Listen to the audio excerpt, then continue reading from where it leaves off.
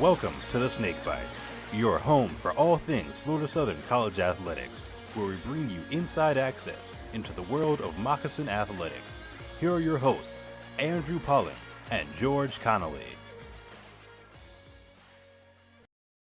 Good afternoon and welcome to the Snakebite. Alongside George Connolly, I'm Andrew Polling, and here's what the Mocs have been up to. In women's lacrosse news, the number 8 Mocs swept the weekly SSC honors following their 17-3 win against number 21 Florida Tech. Senior goalkeeper Brittany Yamali was named Defensive Player of the Week after making 7 saves while playing the entire game in goal, improving her individual record to 8-0. Fellow senior Marina Jazokos was named Offensive Player of the Week after she scored 4 goals while adding 2 assists against the Panthers. The baseball team saw their record improve to 4-1 on the season following their doubleheader at Barry on Sunday. Outfielder Tor Sainert hit 2 home runs as he now leads the Sunshine State Conference with 5 long balls. Jacob Teeter hit his 29th career home run as he closes in on the FSC all-time record of 35. The team is back in action on Wednesday as they head to St. Leo for a non-conference contest with the first pitch scheduled for 6 p.m. The number 12 men's tennis team suffered their first loss of the season, falling to 2-1 after being shut out by number 3 St. Leo on Saturday. Our own Kenzie Council had a chance to speak with head coach Greg Van Emburgh. Here's what he had to say about his team's performance. All right, so Coach, what were some takeaways against your match against St. Leo? I think St. Leo's a great team. They played really well. They were definitely ready for us and, for a battle. So, all credit to them for coming out and playing a great match against us.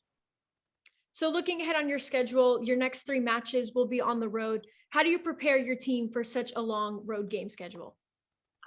Every team in our conference is really strong and our conference is very deep. So, the guys know what's at stake and they're taking every match seriously, and I know that they'll be prepared and we'll have a good week of practice. So I know they're excited for the challenge. All right, well, thank you for your time, Coach, and good luck for the rest of the season. All right, thank you. On the women's side, the Mocs took their 3-0 record to Daytona Beach this afternoon to take on Embry-Riddle. A recap of that matchup will be up on fscmocs.com this evening. The women return to the Warden Tennis Courts this Thursday to take on St. Leo, with first serves coming at 3 o'clock. In women's basketball news, the Mocs saw their season come to a close last week against the University of Tampa Spartans in a 75-74 loss during the SSC tournament. Senior Julia Jenneke led the team with 22 points as she went 4 for 7 from 3-point range. FSC finished the season with an overall record of 5-3. On the men's side, the Mocs competed in the SSC Tournament Championship game for the 3rd consecutive year, but ultimately fell short in their effort to come away with 3 straight SSC titles. Despite all tournament efforts from E.J. D'Amberville and Jalen Hinton, the Mocs fell 83-70 against St. Leo, finishing their season with a record of 7-5. Hinton once again led the Mocs in scoring with 24 points. In cross-country news, senior Mason Jones was named the SSC Runner of the Year following his first-place finish in the SSC Championship race. Jones became the first Moc since Ben Martucci in 2010 to earn Runner of the Year honors. He's also the 9th player in program history to win the award. Josh Wagner, Sarah Zamat, and Jones were all named to the All-SSC First Team, while Mitchell Kozik and Alana Gall were named All-SSC Second Team. Now, Andrew, let's talk a little bit about cross-country. How strong do these programs look this year? Well, 5 All-SSC nominations between the programs. Both women were juniors, along with Mitchell Kozik, and then Josh and Mason being the 2 seniors out of those 5. So that just shows the older leadership, the upperclassmen representation of that program, and how strong those 5 runners have been for this team. And you can just really hope that they've been able to install some good knowledge and some good habits into this younger group to set up the programs for some long-term success. Absolutely. Now let's take a look at baseball. What are some of the takeaways from their doubleheader against Barry? Well, first off, the Mocs are leading the conference in homers right now with 13. Despite playing the second fewest games in the conference, they've only played 5 games. They have the second lowest team ERA in the conference at 2.93 and the second highest fielding percentage at 0.987. Just 2 errors for the Mocs in those 5 games. They're hitting well, they're pitching well, they're fielding well. When all 3 things are clicking like they are right now, you're going to win a lot of games. Without a doubt. And now let's switch gears to basketball. Can you run us through some of the stats and numbers throughout the season? Well, if you're looking at the men's side first, Jalen ended up leading the conference in total points with 251 over the season. Rhodes, Carroll, and D'Amberville were 3 through 5 on that list, so out of the top 5 spots, 4 of them belonged to Mocs. D'Amberville and Hinton were 1 and 2 in rebounds, 130 and 121 respectively. But Jalen led all of Division II. This one's not just the conference. This is all of Division II in blocks per game with 3.8.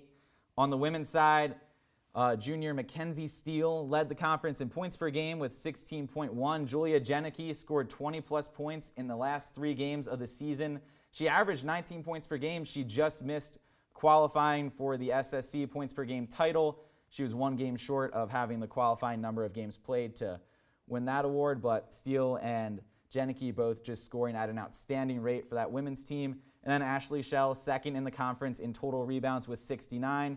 So we saw a lot of Mocs near the top of the stats, both on the men's and women's side here in basketball, and just really strong programs for both teams this year.